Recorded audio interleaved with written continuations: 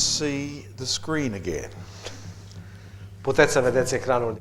Nobody that I've come across believes that evolved. Și nimeni cu care m-am întâlnit până acum ar crede sau a crezut vreodată că acest ecran a evoluat de la sine. S-a întâmplat așa.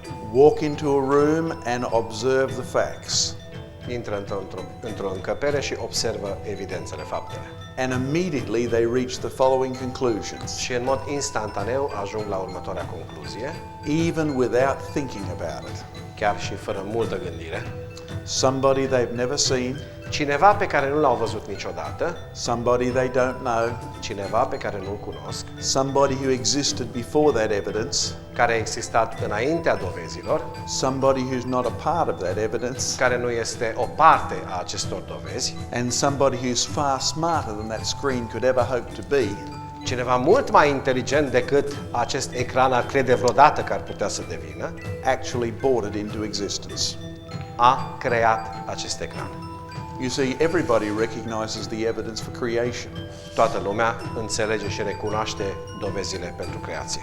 Because as one professor I was debating in Canada said, Pentru că, așa cum a spus un ilustru profesor cu care am susținut o dezbatere în Canada, and he was an ardent evolutionist un ardent evoluționist dumnealui, from Harvard University, de la Universitatea Harvard, and he thought he had a wonderful winning point. a crezut că a găsit un punct extrem de bun în a-și câștiga argumentul. When he said a creation is anything that can't happen by itself. A spus, creație este ceea ce nu poate să se întâmple de la sine. Now, Charles Lyell is a Scotsman who graduated in law. Charles Lyell, scoțian, a absolvit universitatea în drept But he's famous for his book on geology. și este faimos, a devenit faimos pentru lucrarea sa în geologie. And his little rule, which we modern geologists use, Este o mică regulă pe care noi, geologii moderni, o folosim. whatever uranium is doing now, it's always done. Ceea ce face sau ceea ce se întâmplă cu uraniul astăzi s-a întâmplat dintotdeauna. Whatever carbon-14 is doing now, it's always done. Ceea ce se întâmplă astăzi cu carbonul radioactiv s-a întâmplat dintotdeauna. But he never knew anything about uranium or carbon-14. Bineînțeles, dumnealui încă n-a știut la vremea respectivă nimic nici despre uraniu, nici despre carbonul radioactiv. But he gave all the academics a set of glasses which they see things through. Le-a dat însă tuturor celor din viața academică niște ochelari prin care să privească lumea. Whatever is happening now has basically always happened. Indiferent de ce se întâmplă astăzi, așa s-a întâmplat dintotdeauna. The present is the key to the past. Însumând, prezentul este cheia trecutului. And when he opened the door to vast ages, Deschizând, și în moment ce a deschis ușa pentru perioade nedeterminat de lungi, he conveniently forgot to tell people why he was doing it. a uitat în mod comod să spună audienței lui sau celor care i-au urmat de ce făcea toate acestea. He was getting rid of Moses. A încercat și a și reușit într-o anumită măsură să se debaraseze de Moise. Jesus Christ said, if you believed Moses, you would believe me. Iisus Hristos a spus următoarele: dacă îl credeți pe Moise, mă credeți și pe mine. But if you don't believe Moses, then you won't believe me. Nu îl credeți pe Moise, însă nu mă veți crede nici pe mine. Oh, but you and I say that's religion, you can't bring it into science. Vai, spun unii dintre dumneavoastră, păi dar asta e religie, nu le amestecăm pe cele două. The problem with that statement is simple. Problema acestui enunț este simplă, You see, if evolution is true, pentru că dacă evoluționismul este adevărat, then evolution is explaining the origin of everything. evoluționismul explică de fapt originile a toate câte sunt, And everything includes religion. inclusiv religia. And so you have to explain that. Așa că trebuie să explic și asta. By the way, it obviously is valid Bineînțeles, este adevărat, because most people I've met who reject Moses pentru că cei mai mulți cu care m-am întâlnit și care îl resping pe Moise go on and reject Jesus Christ. nu-și fac nicio problemă făcând un pas înainte, respingându-l și pe Iisus Hristos. So the logic can't be denied. Deci, logica nu poate să fie atacată. See, if evolution is true, it has one insurmountable dilemma. Dacă vedeți dumneavoastră, evoluționismul este adevărat, ne întâlnim cu următoarea dilemă insurmontabilă. It has to explain how creationists evolved. Va trebui să explice cum au evoluat creaționiștii. And it has no answer for that.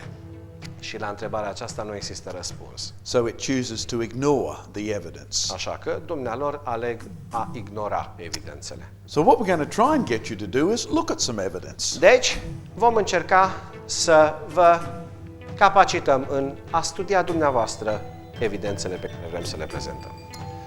Let's give you a definition of evolution to start with. Vă vom oferi în primul rând o definiție a evoluționismului cu care să începem. We live in a rather remarkable world of immense fruitfulness. Trăim într-o remarcabilă lume a unei imense fructuozități. It started extremely simple and it's become very complex over its 15 billion year history. Aceasta a început într-un mod extrem de simplu și a devenit extrem de complicată peste mai mult de 15 miliarde de ani de istorie. Now, the author of that statement is a Cambridge physics professor, Dr. John Polkinghorne. Citatul anterior aparține domnului Dr. John Polkinghorne, care este un fizician de la Oxford University, And I debated him a few weeks ago. cu care am avut o dezbatere acum 2 săptămâni. Of course, in 2005, he told us the universe was 14 billion years old. Bineînțeles, în acest an, deci în 2005, ne-a spus că Universul este de 14 miliarde de ani. And so it was wonderful to bring a quote from him from 1990. Deci mi-a fost încântat, am fost deosebit de încântat să-i reamintesc un citat tot de la dumnealui din 1990, In which the universe was 15 billion în years care old. pentru dumnealui Universul încă era de 15 miliarde de ani. So evolution is certainly a wonderful process. Da, într-adevăr, evoluționismul este un proces minunat. Because Dr. Polkinghorne has gotten 15 years older, while the universe has got a billion years younger. Pentru că, vedeți dumneavoastră, domnul Dr. Polkinghorne a devenit cu 15 ani mai în vârstă, în timp ce acest univers a devenit cu 1 miliard de ani mai tânăr. So the evidence tells us that these ages are not real facts at all. Iată, dovezile ne aduc înaintea minților noastre că ele nu sprijină deloc procesul evoluționist. National Geographic's got an interesting definition of evolution. National Geographic aduce în prim plan o definiție interesantă a evoluționismului. It talks about change through time which produces new species. Vorbește despre schimbările în timp care produc noi specii. And of course, by the time you get to your school textbook, Deci, mai departe, în momentul când ajungem la manualele noastre școlare, you discover that we're up to our third practical definition of evolution. vom descoperi că am ajuns deja la a treia definire practică a evoluționismului. We've gone from Darwinism to neo-Darwinism to punctuated equilibrium. Procesul este cam în felul următor. Am început cu darwinismul, am continuat cu neodarwinismul, ca și ajungem acum la echilibrul punctuat. So I like to remind students that evolution is becoming increasingly difficult to define. Le reamintesc din când în când studenților, elevilor mei, că evoluționismul a devenit ceva extrem de greu de definit, It seems to be evolving, pentru că probabil evoluează, which doesn't help science at all. care nu aduce niciun aport benefic științei. But of course, that's the picture most people have in their heads. Aceasta este imaginea pe care cei mai mulți dintre oameni o au în mințile lor, And this is presented as fact, prezentată, bineînțeles, drept fapt, not just hypothesis or suggestion, nu ipoteză, nici sugestie, but as the fact of evolution based on the evidence. ci fapt al evoluției bazat pe evidențe. So let's look at some of the things that even National Geographic has in it. Haideți să privim câteva dintre chestiunile pe care chiar și National Geographic le ia în considerare. Okay, the date is 2004. Data articolului, a părții din articol este noiembrie 2004. And they said the fossil record is like a film of evolution from which 999 out of every 1,000 frames have been lost. În care ni se spun următoarele: evidențele din fosile sunt ca un film al evoluționismului, din care 999 din cele 1000 de cadre s-au pierdut. Now I'm sure you can do the maths. Vă rog să faceți dumneavoastră matematica. 999 out of 1,000 is 99.9%. Deci calculăm 999 din 1000 este 99,9%. Now if you were doing chemistry, Dacă aveți de a face cu chimia and you went to your professor with a new theory, și ați merge la profesorul dumneavoastră cu o nouă teorie and he said, "Where's your evidence?" și v-ar întreba unde sunt dovezile dumneavoastră And you said, "Well, 99.9% is missing, but surely that doesn't matter." și ați spune, nicio problemă, 99,9% dintre ele lipsesc, dar care-i problema? I'm sure he would recommend a relaxation therapy course. Sunt sigur că v-ar recomanda în primul rând o terapie relaxantă înainte de curs. You see, real science is supposed to deal with the real observations, the actual evidence. Pentru că, vedeți dumneavoastră, adevărata știință ar trebui să se implice cu dovezile palpabile. And if you're a teacher, that is one of the best skills you can ever give to the next generation. Și dacă sunteți profesori, atunci este cea mai bună calitate pe care puteți să o conferiți generațiilor care vă urmează. To see the world that's actually there. Să-i ajutați, să-i ajutăm să vadă lumea care este în fața ochilor lor, într-adevăr. Now, Nature had an interesting article on fossil frogs. Revista Nature a publicat un articol interesant despre fosilile de broască. And this was their press release. Și aceasta a fost materialul pentru presă. The remains of the oldest frog ever found show it developed jumping legs to avoid being eaten by dinosaurs. Rămășițele celei mai în vârstă broaște, care a fost găsită vreodată, arată că i s-au dezvoltat picioare săltătoare ca să scape de dinozaurii care vreau să o mănânce.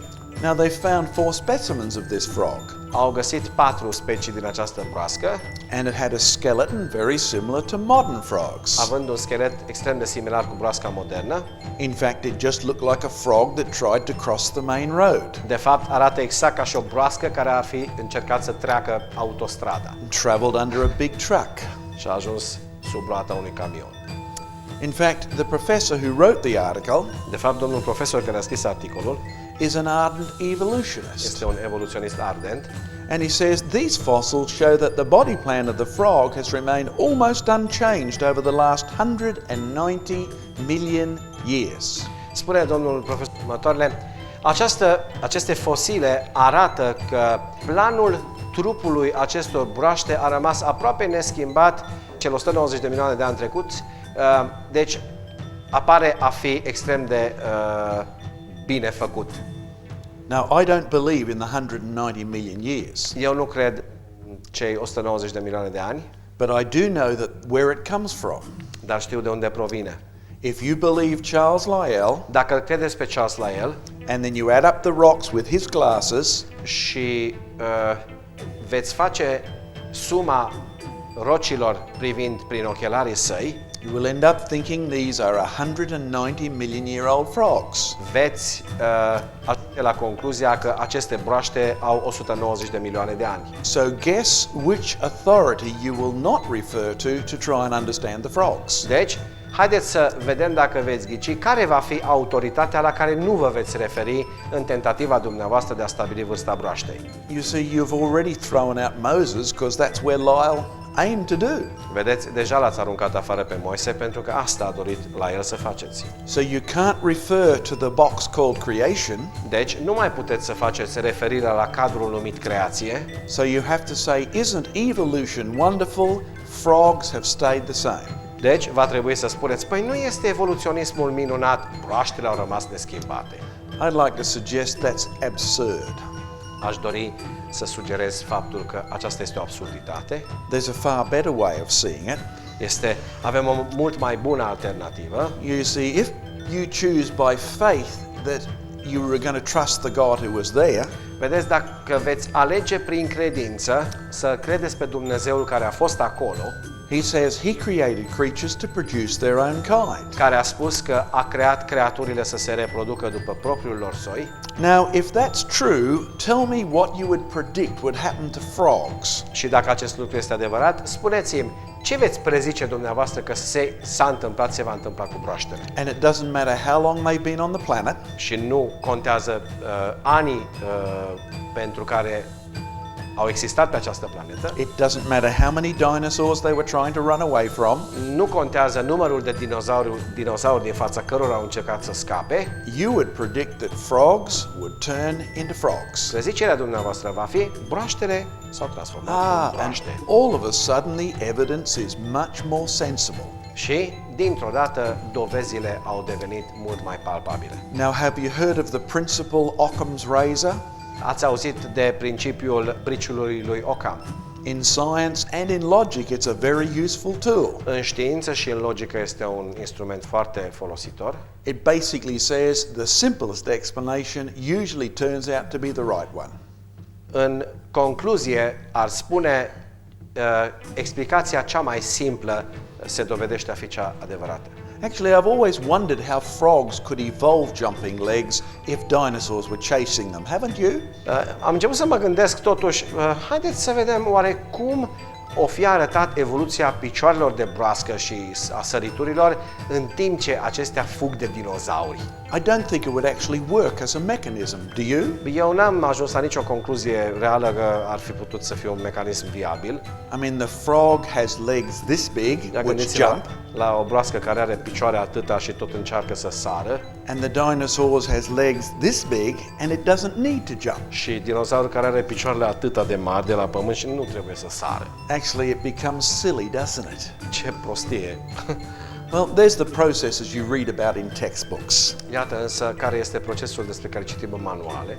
I won't go into them in detail, but just a few examples. Nu am să intru în detalii, însă încerc să dau câteva exemple. Classic evidence for evolution, the British peppered moth. Evidențele clasice pentru evoluție, fluturele molie piper. Of course, if you keep up with the latest publications on British moths, you'll read Nature.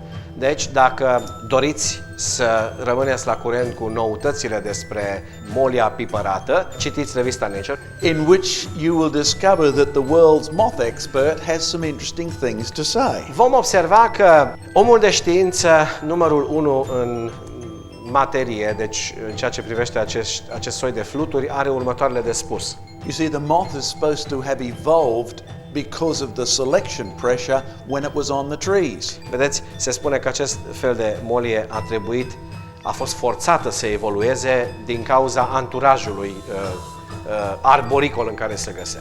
But only 2 moths have been seen on the trees in the past 40 years. Însă, numai 2 tipuri de acest fel de molie au fost găsiți pe copaci în ultimii 40 de ani. In fact, Dr. Kettlewell, who did the original work, let his moths go in the daytime. De fapt, domnul profesor Kettlewell, care a făcut inițial experimentul, a dat drumul acestor molii în timpul zilei. When are moths normally out? Când găsim de obicei moliile la lucru? At night time. Noaptea. In fact, you will find that the same change in the moths occurred in the USA. Și ca să mergem mai departe, va trebui să observăm că aceleași schimbări în molii s-au întâmplat și în Statele Unite, where there was no industrial revolution that produced dirty trees at all. unde nu ne întâlnim cu revoluția industrială care a produs copacii murdari. In fact, you will find that nobody has been able to repeat Dr. Kettlewell's supposed evidence. În final, sunt evidențe că nimeni nu a putut să repete experimentul pe care Mr. Kettlewell l-a făcut inițial. Now, didn't you think that science textbooks were based on work that scientists had proved?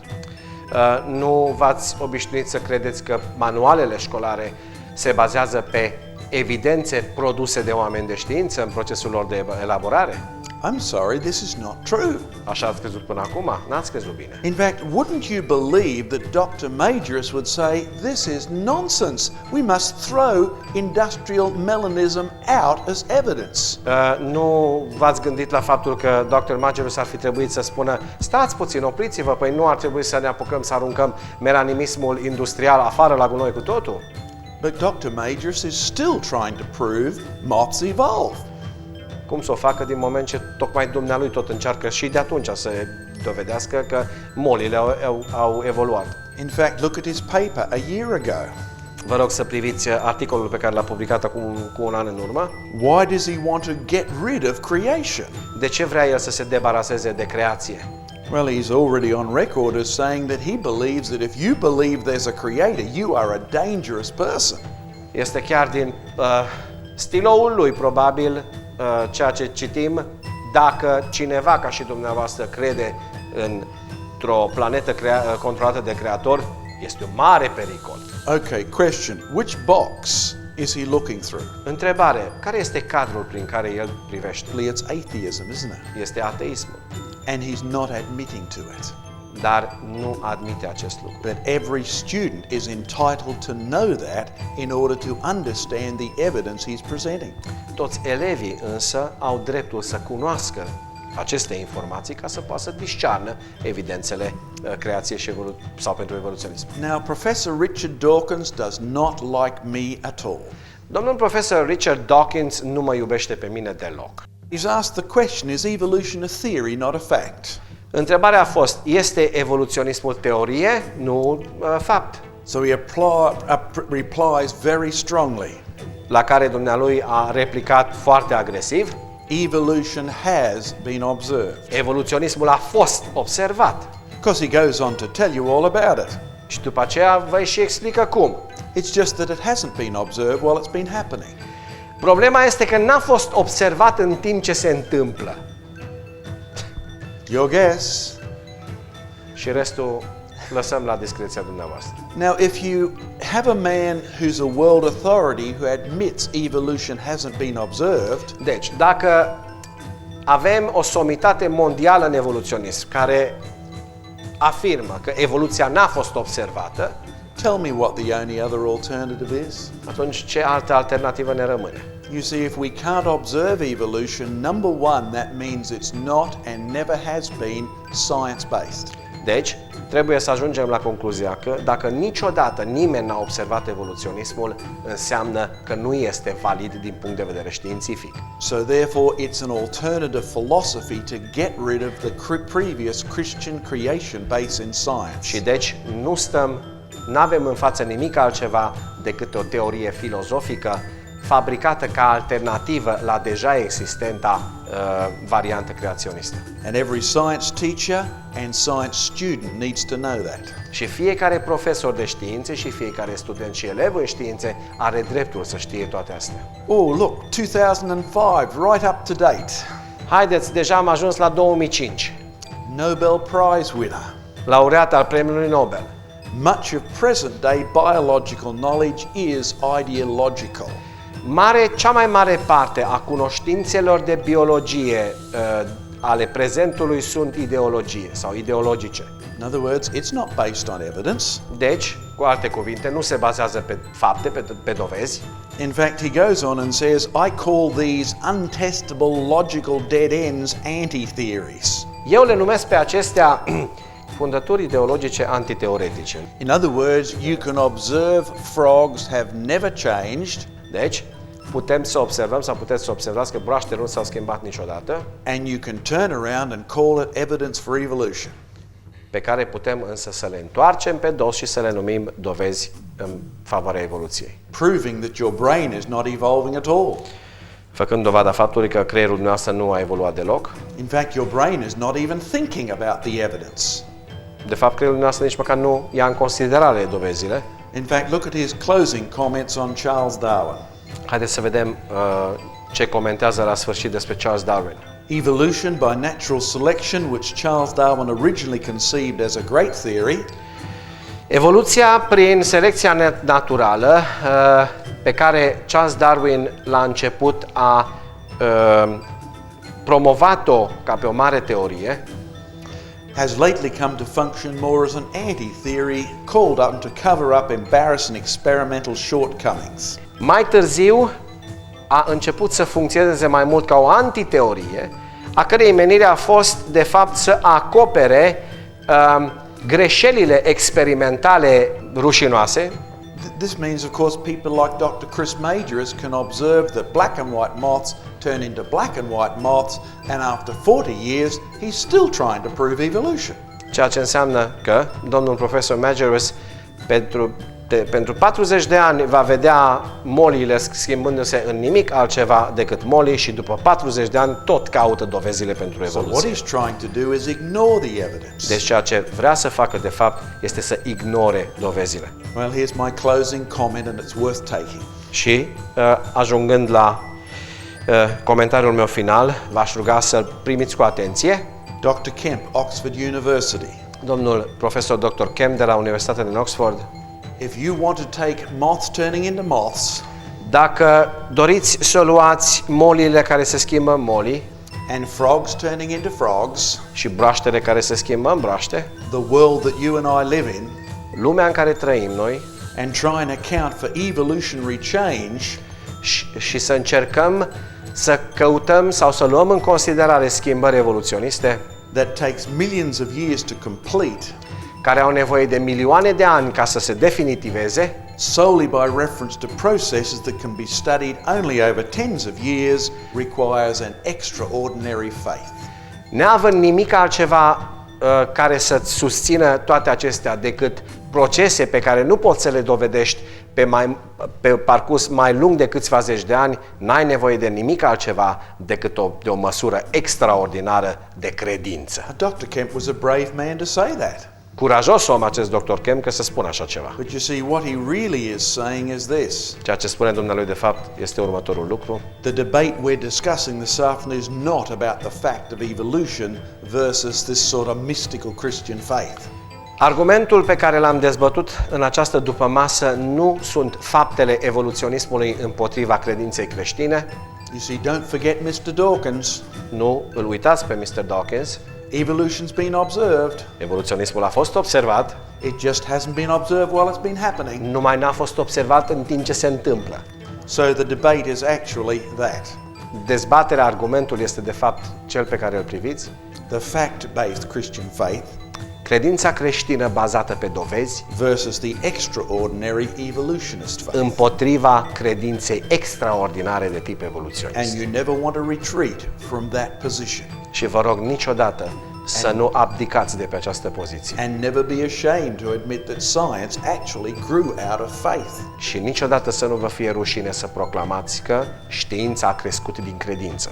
But if you pick the wrong faith, you'll end up with the wrong science. Problema este, dacă alegeți credința greșită, veți practica știința greșită. And every science teacher, science professor and science student must know that. Și fiecare dascăl de știință, profesor de știință și elev sau student în știință are dreptul elementar să cunoască aceste informații. Thank you. Vă mulțumim frumos!